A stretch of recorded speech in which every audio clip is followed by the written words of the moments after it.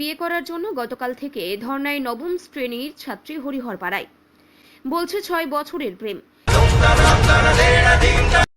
কত বছরের প্রেম? বলছে 6 বছরের প্রেম।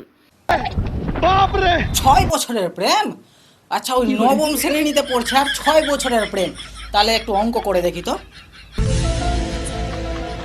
3 4 5 6 7 8 9, মানে ক্লাস 3 থেকে ভালোবাসছে?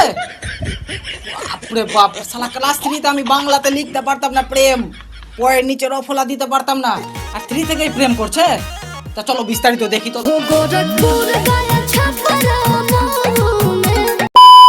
বয়ফ্রেন্ডের বিয়ের খবর জানার পরেই বুক ভরা আশা আর চোখ ভরা কান্না নিয়ে সরাসরি তার প্রেমিকের বাড়িতে হাজির নবম শ্রেণীর ছাত্রীটি।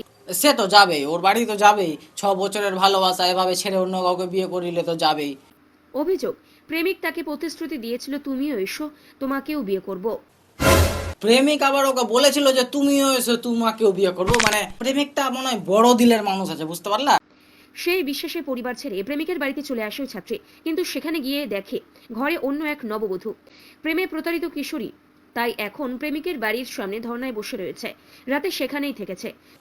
বলছি তোমার 6 বছরের ভালোবাসা ছিল, ঠিক আছে, তা দুনিয়াতে কি আর ছেলে নেই তাই বলে তুমি ওর বাড়ির সামনে বসে থাকবা সারা রাত?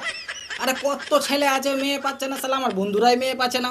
সকালে তাকে নাকি বাড়ি থেকে বের করে দেওয়া হয়েছে। ও মানে কালকে নিয়ে এসছে, আর কালকে আর বাপ মা শ্বশুর বাড়িতে দিয়েছে। কতদিনের তোমার ভালোবাসা?